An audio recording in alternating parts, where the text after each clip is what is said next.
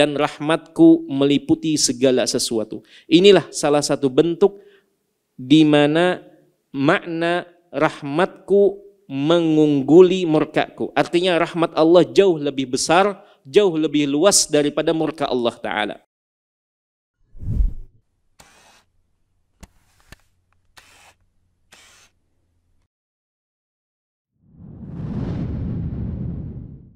Assalamualaikum warahmatullahi wabarakatuh.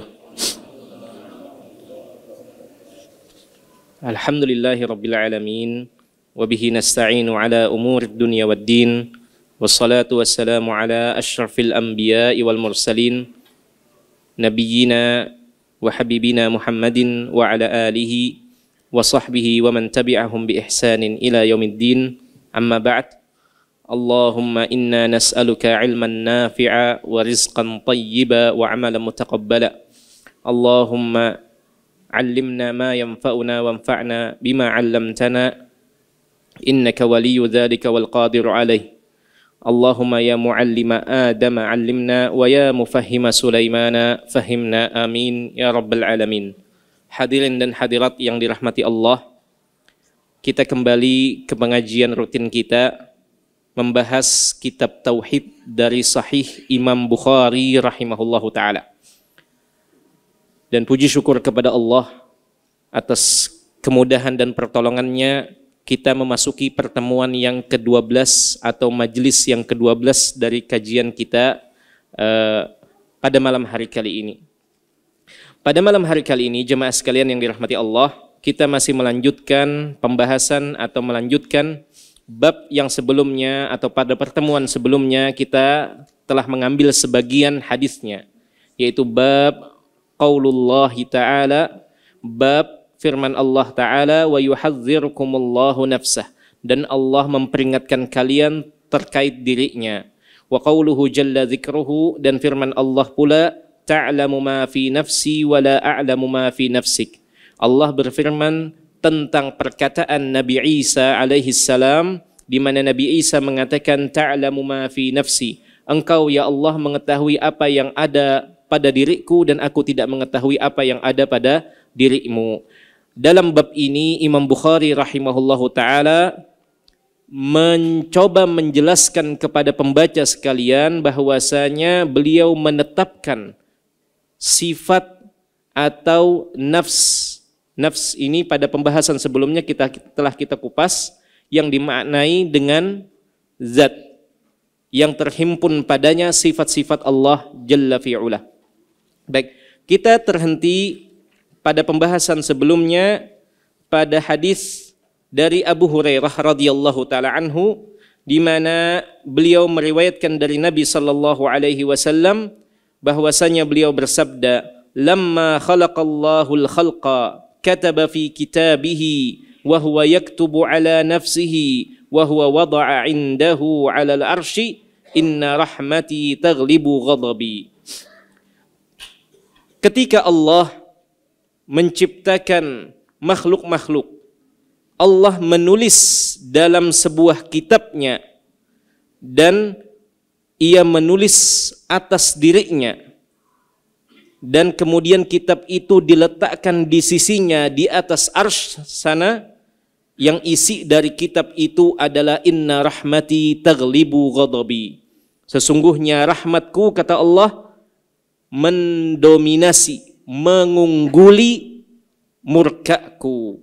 Jadi Allah Ta'ala begitu menciptakan alam semesta ini, Allah Jalla fi'ula menulis dalam sebuah kitab, dan kitab ini diletakkan di sisi Allah di atas arsy sana, yang isi dari kitab itu adalah inna rahmati taghlibu ghadabi. Sesungguhnya rahmatku, kata Allah, mengungguli dan mendominasi dari murkaku, Baik jemaah sekalian yang dirahmati Allah, maksud dari menulis di sini, kata para ulama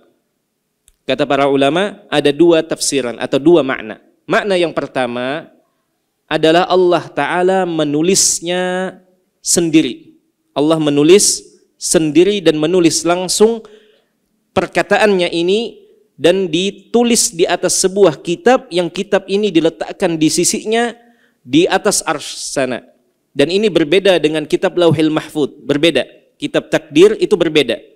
Kata para ulama, ini kitab khusus Allah letakkan di atas arsy sana di sisi Allah Ta'ala, dan isinya adalah bahwasanya rahmatku melebihi murkaku. Melebihi murkaku. Itu makna yang pertama. Allah menulisnya langsung. Makna yang kedua dari kata menulis atau dari kalimat menulis pada sebuah kitab, maksudnya di sini Allah Ta'ala memerintahkan makhluk yang disebut qalam. Qalam ini adalah pena. Allah memerintahkan pena untuk menulis dalam kitab ini yang kemudian disimpan di sisinya di atas arsy sana yang isinya yang tadi disebutkan. Dan kedua makna ini dikemukakan oleh para ulama. Bisa mengandung makna yang pertama maupun mengandung makna yang kedua. Baik, hadirin yang dirahmati Allah Ta'ala, itu hadis dari Abu Hurairah radhiyallahu ta'ala anhu. Kita lanjutkan kepada hadis yang berikutnya. Namun sebelum kita lanjutkan, ada satu faedah berharga yang dapat dipetik dari hadis ini. Dalam hadis ini terdapat dalil yang menetapkan dan menyebutkan dua sifat Allah Ta'ala. Dua sifat Allah Ta'ala, yaitu rahmat dan juga murka Allah Ta'ala. Jadi Allah Ta'ala menetapkan untuk dirinya dua sifat di dalam hadis yang dibawakan oleh Nabi SAW dan diriwayatkan oleh Abu Hurairah. Yaitu sifat apa? Sifat rahmat dan sifat ghadab, sifat murka.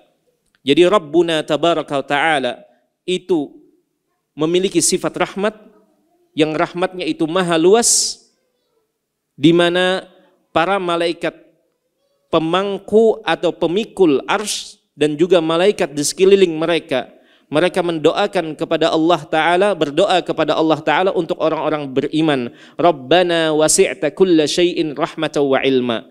Wahai Tuhan kami, Engkau maha luas yang terkait rahmat dan ilmu-Mu. Kemudian Allah Ta'ala juga berfirman, wa rahmati wasi'at kulla syai'in. Dalam ayat yang lain Allah mengatakan, dan rahmatku meliputi segala sesuatu. Inilah salah satu bentuk di mana makna rahmatku mengungguli murkaku. Artinya rahmat Allah jauh lebih besar, jauh lebih luas daripada murka Allah Ta'ala. Dan Allah Ta'ala menyandang dua sifat itu. Allah merahmati dan Allah memurkai. Dan kita menetapkan dua-duanya sifat ini ada pada diri Allah Ta'ala. Ada pada diri Allah Ta'ala dan tidak digeser maknanya kepada makna yang lain. Rahmat yang artinya mengasihi atau menyayangi sesuai dengan makna dan sesuai dengan keagungan Allah. Dan kita menetapkan pula Allah memiliki sifat murka, sifat marah sesuai dengan keagungan Allah Jalla wa'ala.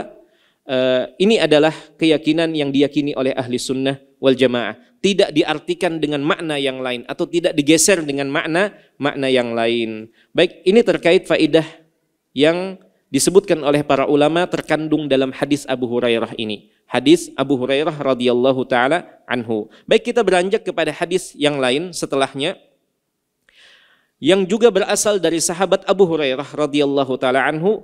Ia berkata, qala an-nabiy sallallahu alaihi wasallam, Nabi bersabda sallallahu alaihi wasallam, yaqulullahu ta'ala, Allah Ta'ala berfirman. Dan ini hadis ini hadis qudsi namanya. Jadi hadis qudsi itu adalah Allah Ta'ala berfirman di situ, tetapi bukan bagian dari Al-Qur'anul Karim.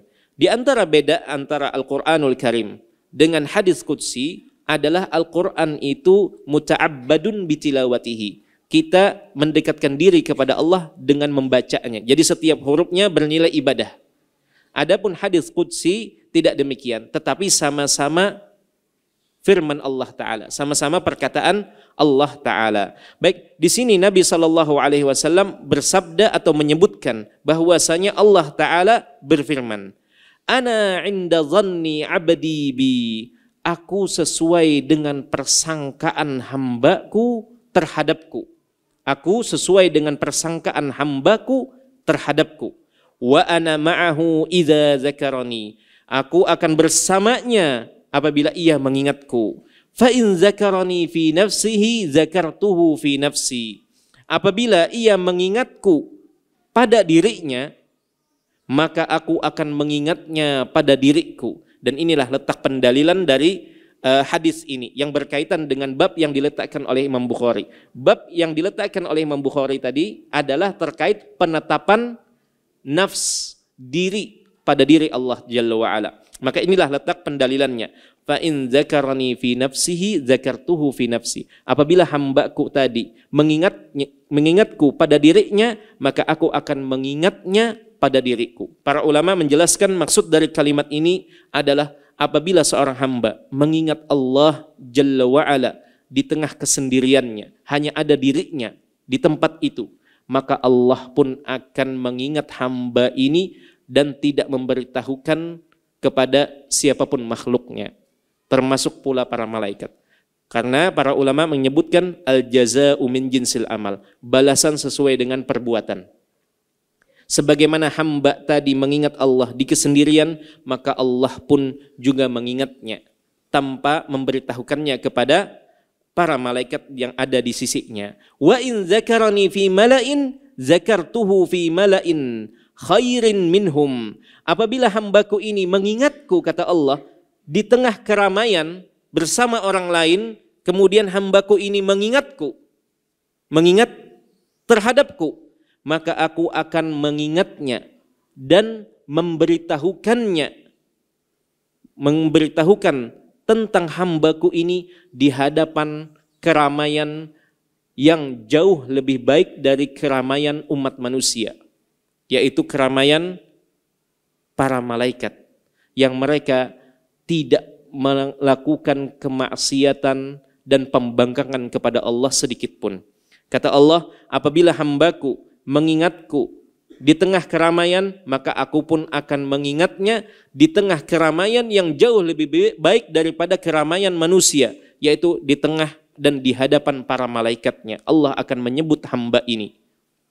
Wa in taqarraba ilayya shibran taqarrabtu ilaihi dhira'an. Apabila hambaku ini datang mendekat kepadaku sejengkal, maka aku pun akan mendekat kepadanya sehasta, sampai siku sini. Apabila hambaku datang mendekat kepadaku sejengkal, maka aku akan mendekat kepadanya sehasta. Wa in taqarraba ilayya dhira'an taqarrabtu ilaihi ba'an. Apabila hambaku mendekat sejauh sehasta, maka aku akan mendekat kepadanya sedepak. Sedepak itu, ba itu dari ujung sini sampai sini, sampai ujung lengan kita. Wa in atani yamshi ataituhu harwalah.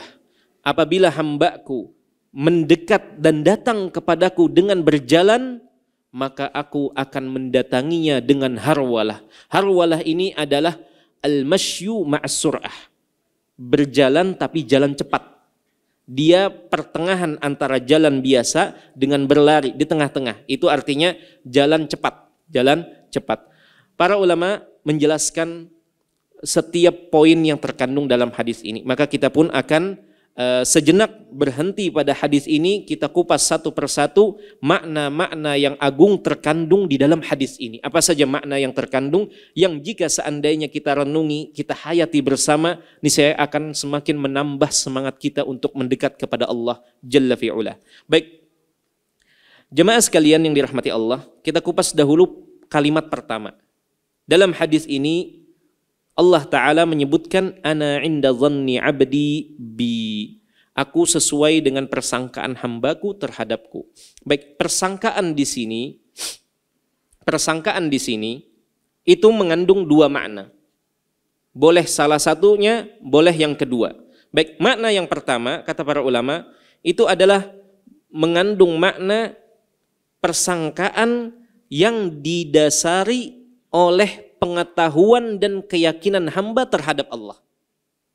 Jadi karena ia sudah mempelajari, sudah mendalami ilmu tentang Allah, ilmu tentang asma'ullah, ilmu tentang sifat Allah, ilmu tentang Allah Jalla wa'ala, ia memiliki ilmu terkait sebagian sifat, sebagian nama Allah Jalla wa'ala, dan ia kemudian menumbuhkan persangkaan baiknya kepada Allah Ta'ala.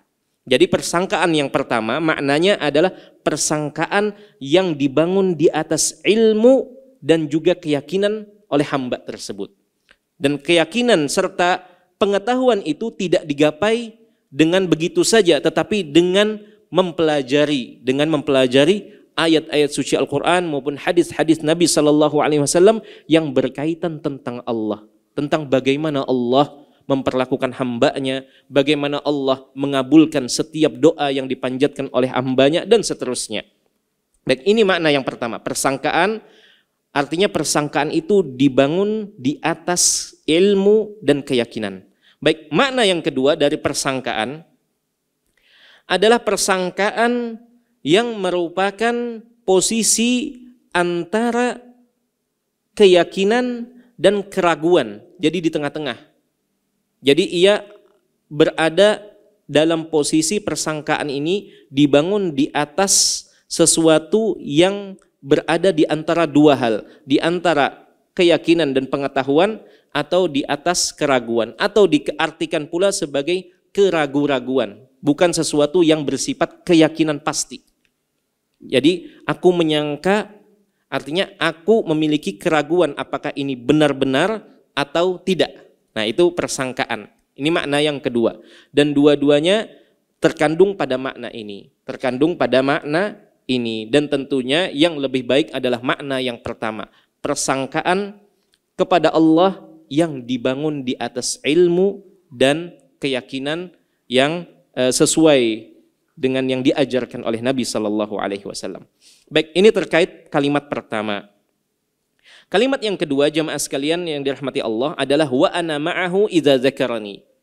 Aku, kata Allah, bersama hamba tersebut apabila hambaku ini mengingatku. Apabila hamba ini mengingatku. Dan kebersamaan ini, kebersamaan yang ada di dalam hadis ini adalah kebersamaan yang jenisnya kedua.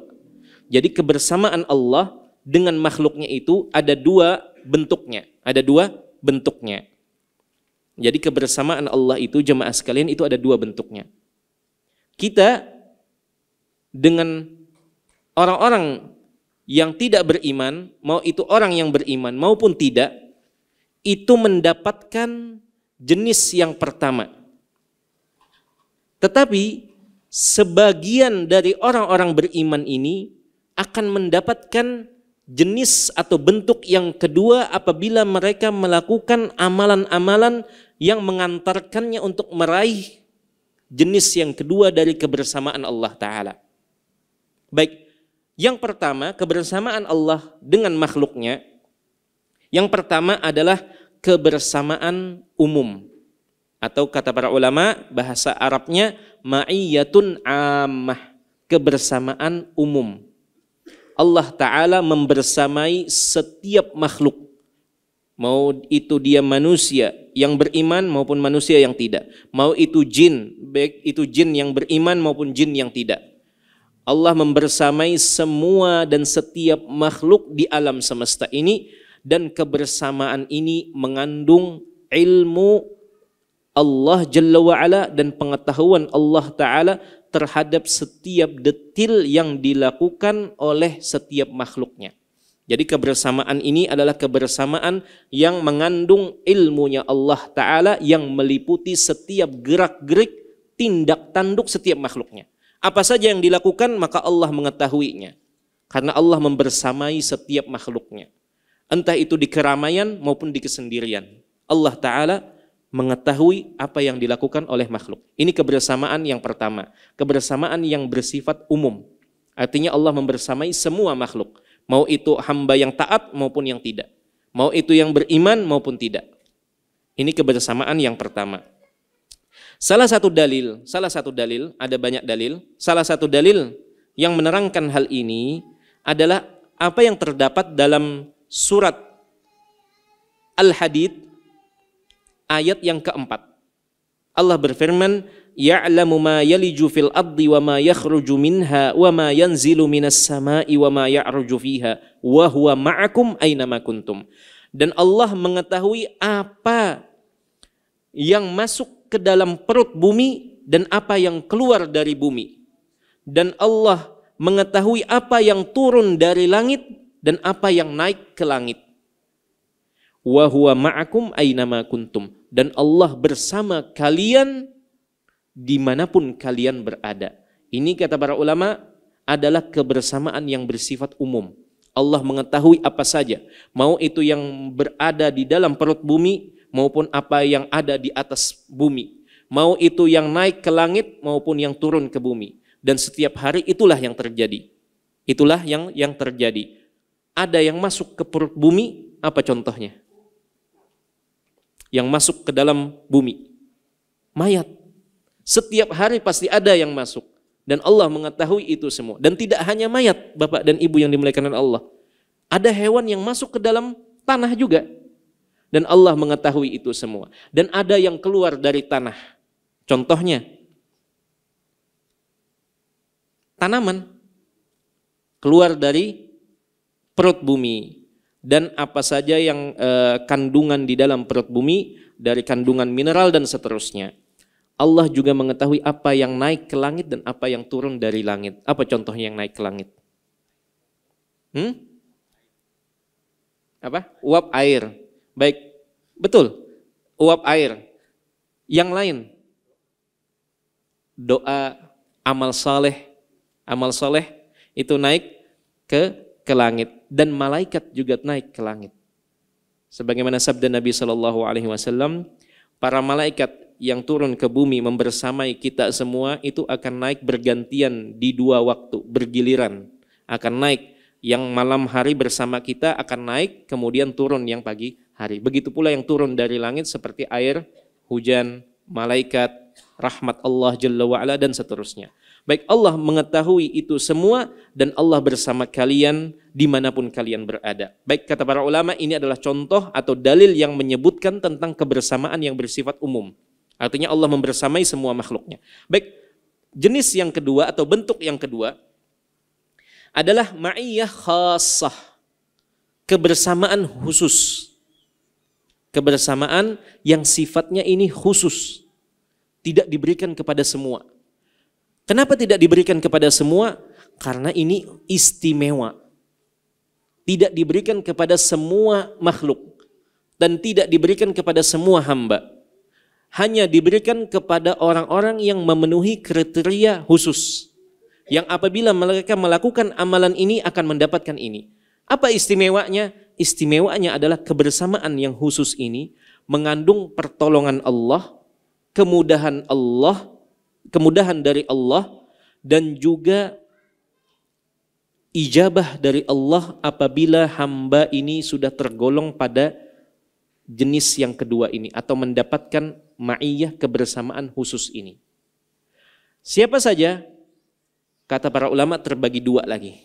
Yang kedua ini terbagi dua lagi.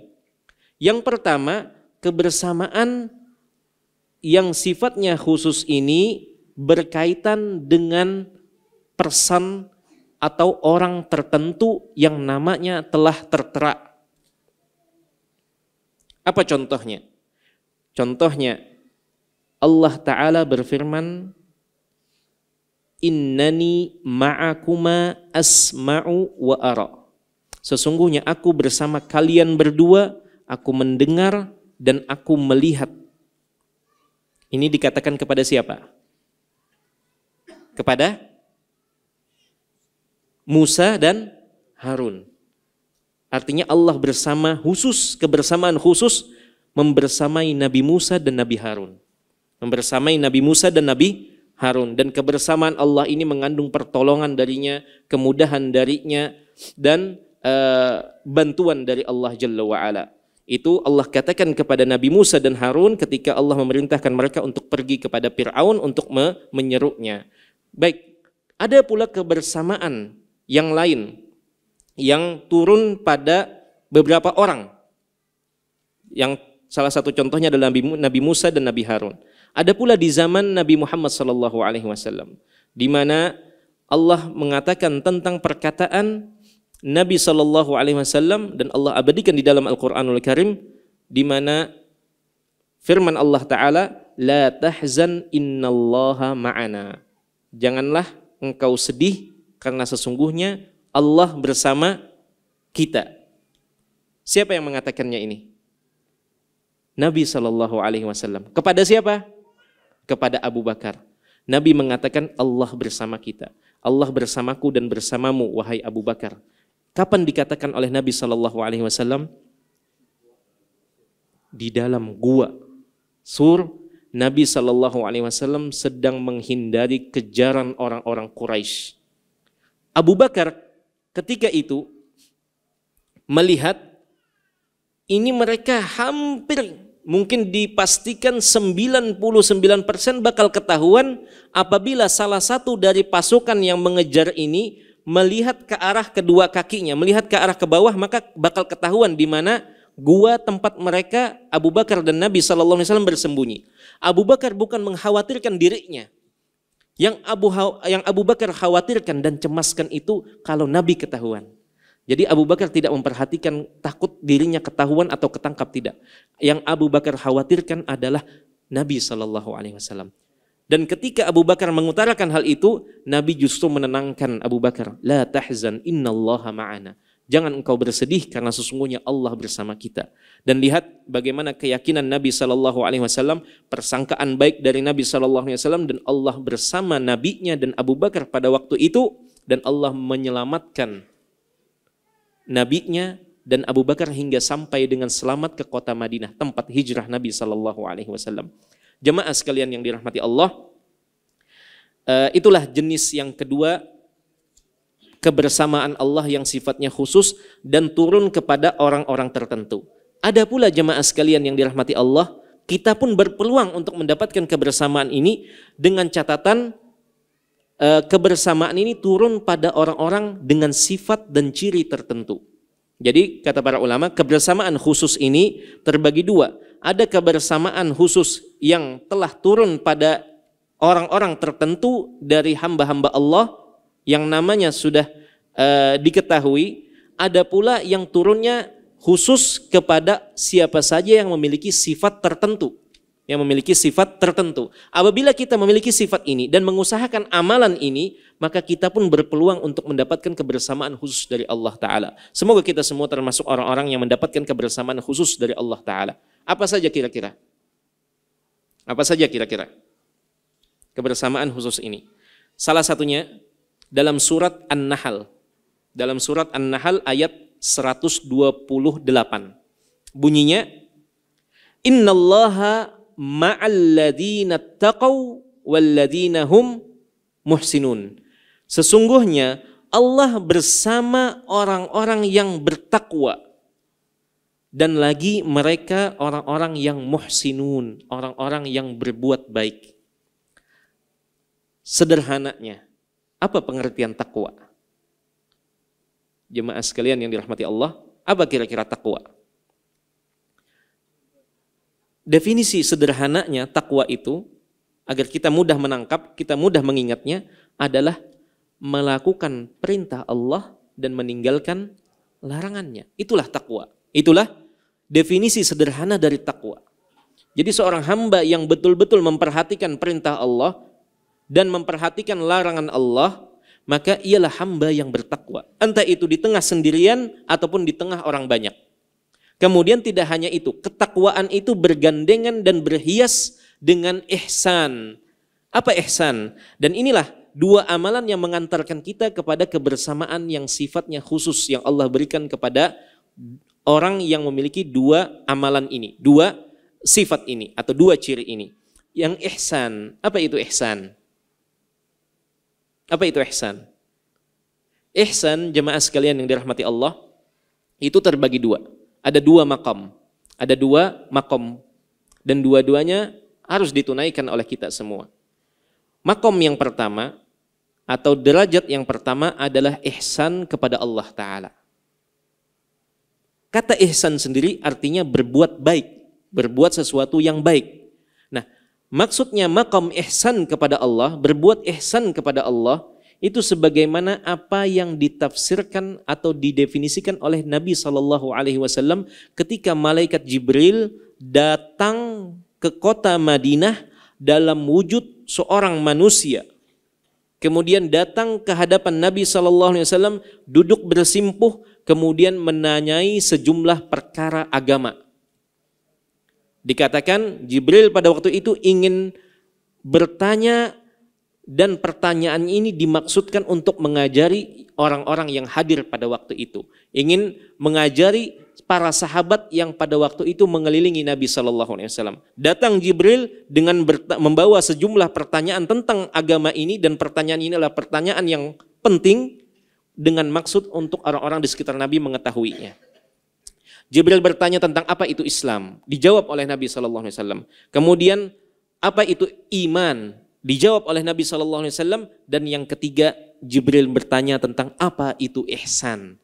Nabi SAW menjawab, anta'budallaha ka'annaka tarahu. Engkau menyembah Allah, engkau beribadah kepada Allah seakan engkau menyaksikan dan melihat Allah. Apabila tidak mampu menggapai derajat ini, turun sedikit ke bawah. Engkau menghadirkan perasaan diawasi oleh Allah ketika beribadah. Fa illam takun tarahu fa innahu yarak. Apabila kita tidak mampu menghadirkan kita sedang melihat Allah, maka ketahuilah dan yakinilah Allah sedang melihat ke arah kita ketika kita beribadah. Seorang hamba apabila ia menghadirkan perasaan ini ketika beribadah, maka ia akan menunaikan ibadah tersebut dengan baik dan layaknya dipersembahkan kepada Allah Jalla wa'ala. Karena ia sadar bahwasanya ia sedang dilihat dan diperhatikan oleh Allah. Baik, ini ihsan yang berkaitan dengan Allah Ta'ala. Ihsan yang kedua adalah ihsan kepada sesama makhluk. Kepada sesama makhluk Allah Jalla wa'ala. Dan ini sifatnya luas, Berbuat baik kepada manusia, dan manusia bertingkat-tingkat. Orang yang paling berhak untuk kita berbuat baik kepadanya adalah orang tua kita. Makanya Allah berfirman, wabil walidaini ihsana, dan berbuat baiklah kepada kedua orang tua. Kemudian bentuk ihsan pula, ini setelah orang tua adalah anak istri kita, kemudian saudara-saudara kita, keluarga kita, kerabat kita, dan salah satu bentuk ihsan pula adalah berbuat baik kepada tetangga. Makanya Nabi SAW menyebutkan, Jibril awsani bil jari hatta dhanantu annahu sayuwarrisuhu aw kama qala sallallahu alaihi wasallam. La zala Jibril terus menerus berpesan kepadaku untuk memperhatikan tetangga, sampai-sampai aku mengira Jibril akan memasukkan tetangga ini sebagai bagian dari ahli warisku. Saking Jibril sering mengingatkan Nabi untuk berbuat baik kepada tetangga. Di hadis yang lain Nabi mengingatkan, memberikan peringatan dan ancaman. Wallahi la yu'min, wallahi la yu'min, wallahi la yu'min man la ya'man jaruhu bawa'iqahu. Demi Allah tidak beriman, maksudnya tidak sempurna keimanan seseorang yang tetangganya tidak selamat, tidak merasa aman dari gangguannya, dari gangguan kita. Nah, ini salah satu bentuk berbuat baik kepada sesama manusia. Kepada sesama manusia. Ada pula salah satu bentuk berbuat baik kepada jin misalkan. Ada salah satu bentuk berbuat baik kita adalah dengan tidak menggunakan tulang belulang maupun kotoran hewan, tapi mungkin yang lebih dekat adalah dengan menggunakan tulang ini untuk istijmar, untuk kalau istinja kan dengan air. Ganti air itu dengan, kalau dulu dengan batu, dengan bukan batu yang kasar, tapi batu yang halus, batu yang halus, yang tidak tajam. Kalau zaman sekarang bisa diaplikasikan dengan tisu, kalau tidak ada air. Baik, terdapat larangan dari Nabi SAW untuk bersuci dan membersihkan bekas lubang keluar kotoran dari tubuh kita itu dengan tulang. Kenapa? Karena Nabi SAW mengatakan karena itu adalah makanan saudara-saudara kita dari bangsa dan bangsa jin. Dan Nabi SAW pernah berdoa kepada Allah, setiap hewan yang disembelih dengan bismillah, kemudian tersisa tulang belulangnya, kata Nabi SAW, aku berdoa agar tulang tersebut ketika disantap oleh bangsa jin yang muslim menjadi tulang yang dipenuhi dengan daging. Tulang yang dipenuhi dengan daging ketika disembelihnya dengan membaca bismillah. Maksudnya kita yang menyembelih baca bismillah, kemudian kita santap dagingnya, kemudian tulangnya kita buang. Ada yang makan tulang di sini? Insya Allah tidak ada. Tulangnya kita buang, maka tulang yang berasal dari hewan yang disembelih dengan nama Allah, Nabi SAW pernah mendoakan untuk saudara-saudara kita dari bangsa jin, mereka akan mendapati tulang tersebut dipenuhi dengan daging-daging. Ihsan kepada makhluk itu banyak sekali contohnya, banyak sekali bentuknya, diantaranya ihsan kepada manusia, yang di situ terdapat urutannya bertingkat-tingkat, ihsan kepada bangsa jin, dan juga ihsan kepada hewan sekalipun. Ihsan kepada hewan sekalipun. Di dalam syariat Islam, kita dilarang untuk membakar hewan. Apa saja, kita dengan membakarnya dengan api. Karena itu terlarang. Dan apabila kita menyembelih hewan-hewan yang memang disembelih, maka kita diperintahkan untuk apa? Memperbagus cara menyembelih. Bagaimana cara memperbagus cara menyembelih? Idza dzabhtum fa ahsinudz dzibhah. Apabila kalian menyembelih maka sembelihlah dengan cara terbaik. Maksudnya dengan menajamkan alat untuk menyembelih. Baik, itu contoh dari berbuat baik kepada hewan. Demikian pula kepada tumbuhan dan pohon-pohon. Di dalam Islam banyak sekali aturan dan etika yang diatur di dalam syariat ini agar kita memperhatikan kepada tumbuhan sekalipun. Di dalam sejumlah hadis terdapat bagaimana seorang dianjurkan dan diperintahkan untuk memperhatikan kepada tumbuhan dan pohon. Tidak boleh kita membuang hajat, kencing atau BAB di bawah pohon yang menjadi tempat berteduh orang-orang. Dan banyak lagi. Ketika pasukan melewati sebuah daerah, maka tidak boleh menebang sembarangan tanpa ada tujuan yang jelas, pohon ataupun tumbuhan dan seterusnya. Baik, itu contoh dari ihsan. Barang siapa memiliki dua amalan tadi, dua ciri tadi pada dirinya dan ia mengusahakannya, maka Allah Ta'ala akan membersamai hamba tersebut. Ketika seorang hamba memperhatikan ketakwaan kepada Allah, baik itu di tengah sendirian maupun di tengah orang banyak, dan juga ia menjalankan perintah ihsan, baik itu ihsan kepada Allah maupun ihsan kepada sesama, maka Allah Ta'ala akan membersamainya. Innallaha ma'al ladzina taqaw wal ladzina hum muhsinun. Semoga kita semua meraih dan mendapatkan ma'iyah ini, kebersamaan Allah ini yang sifatnya khusus ini. Amin ya rabbal alamin. Baik, kita lanjutkan dan kita selesaikan hadis ini, dan insya Allah pada pertemuan berikutnya semoga Allah memanjangkan umur kita dalam kebaikan dan memudahkan kita untuk kembali mengkaji. Kita akan ambil bab yang baru. Baik, kita selesaikan hadis terakhir ini. Baik, kemudian Nabi SAW melanjutkan, Allah Ta'ala berfirman dalam hadis qudsi ini, apabila hambaku mengingatku pada dirinya, kata para ulama, mengingat Allah pada dirinya di tengah kondisi ia sedang sendirian, artinya hanya ada dirinya saja, maka Allah pun akan mengingat hamba ini di kesendirian, atau tidak ada Allah mengumumkan penyebutan hamba ini dan pujian untuk hamba ini kepada siapapun makhluknya. Sebaliknya, apabila hambaku ini mengingatku, kata Allah, di tengah orang banyak, maka Allah akan menyebut dan mengingat hamba ini di tengah kerumunan yang lebih baik daripada kerumunannya, yaitu di tengah kerumunan para malaikat. Di hadapan para malaikat Allah akan menyebut hamba ini dan memujinya, serta menyanjung hamba ini. Baik, ada permasalahan yang berikutnya, dan ini sangat penting terkait hadis ini.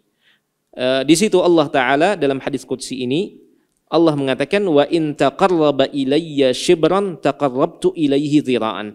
Apabila hambaku mendekat kepadaku sejengkal, maka aku akan mendekat kepadanya sehasta.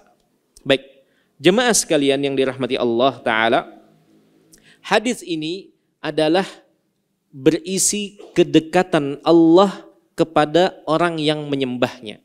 Kepada orang yang menyembahnya. Ada pula dalil lain yang berisi kedekatan Allah kepada orang yang berdoa meminta kepadanya. Ada yang tahu? Ada yang ingat? Kalau hadis ini wa in taqarraba ilayya 'abdi shibran taqarrabtu ilaihi dhira'an. Apabila hambaku mendekat kepadaku, dan maksud dari mendekat ini adalah seorang hamba melakukan amalan-amalan yang saleh yang mendekatkan dirinya kepada Allah Ta'ala. Ini terkait kedekatan Allah dengan hamba yang menyembahnya. Ada pula redaksi lain, dalil yang lain yang menyebutkan Allah itu dekat dengan hamba yang berdoa kepadanya. Ada yang ingat? Di dalam Al-Quranul Karim, Allah Ta'ala menggambarkan dan menyebutkan, wa idza sa'alaka ibadi anni fa inni qarib. Apabila hambaku bertanya kepadamu tentangku, maka katakanlah aku dekat. Dekat ini adalah ujibu da'watad da'i idza da'an. Aku menjawab dan mengabulkan permintaan hambaku apabila mereka meminta kepadaku. Kata para ulama di sini mengandung dua makna kedekatan. Kedekatan yang pertama adalah kedekatan Allah dengan orang yang menyembahnya. Yang kedua adalah kedekatan Allah dengan orang yang meminta kepadanya. Kedekatan tersebut Allah mengabulkan permintaannya. Adapun kedekatan yang pertama tadi adalah Allah semakin mendekatkan dirinya kepada hamba ini. Baik, jemaah sekalian yang dirahmati Allah, maksud dari kedekatan di sini itu ada dua bentuknya. Ada dua maksudnya. Kedekatan Allah dari hambanya. Yang pertama adalah Allah begitu dekat dengan hati para hambanya yang beriman. Allah dekat dengan hati para hambanya yang beriman. Dan hati para hambanya itu dekat dengan Allah Jalla wa'ala.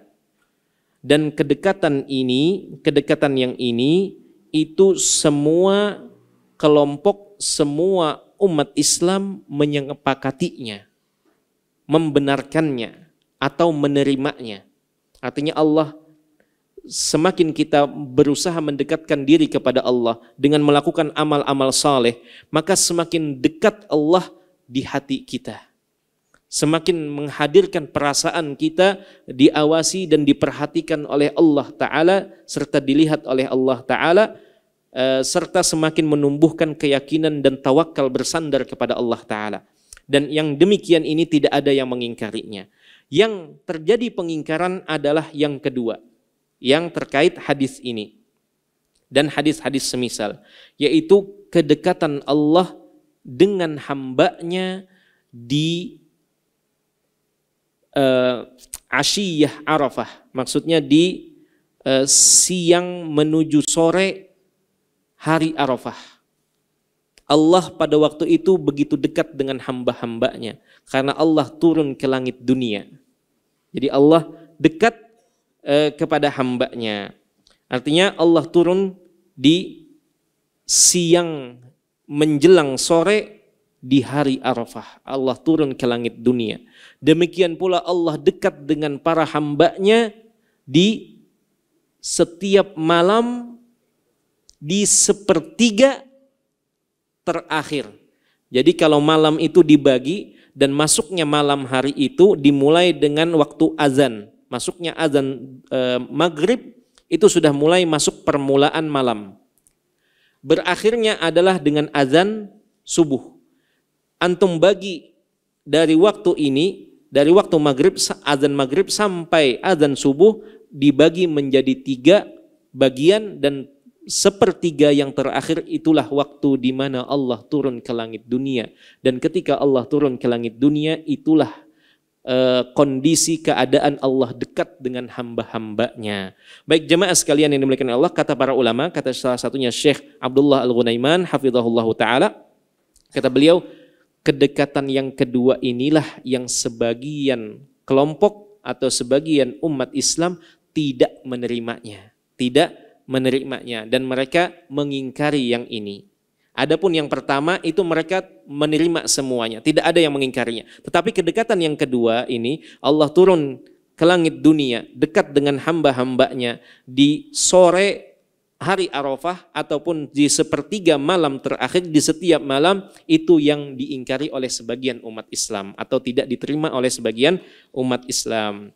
Dan adapun pendapat ahli sunnah adalah mereka menerima itu semua selama itu datangnya dari Allah Ta'ala di dalam Al-Quran maupun di dalam hadis sahih Nabi SAW, maka wajib diterima dan diimani maknanya. Demikian apa yang dapat disampaikan pada malam hari kali ini. Semoga apa yang kita pelajari pada malam hari ini, apa yang kita dengar dari hadis-hadis Nabi SAW maupun ayat-ayat yang sempat dibacakan pada pertemuan kita kali ini, mendatangkan ridho Allah Jalla wa'ala dan menambah ilmu yang bermanfaat bagi kita semua, dan semoga kita menjadi hamba-hambanya yang semakin dekat dengan Allah Ta'ala melalui jalan ilmu ini. Amin ya Rabbal Alamin.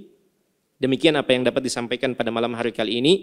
Wallahu ta'ala a'lam bissawab. Subhanakallahumma wa bihamdika asyhadu an la ilaha illa anta astaghfiruka wa atubu ilaik. Assalamualaikum warahmatullahi wabarakatuh. Terima kasih, jazakumullah khairan wa barakallahu fikum. Video ini dibuat atas partisipasi dari donasi Anda. Semoga menjadi amal jariah bagi Anda semuanya.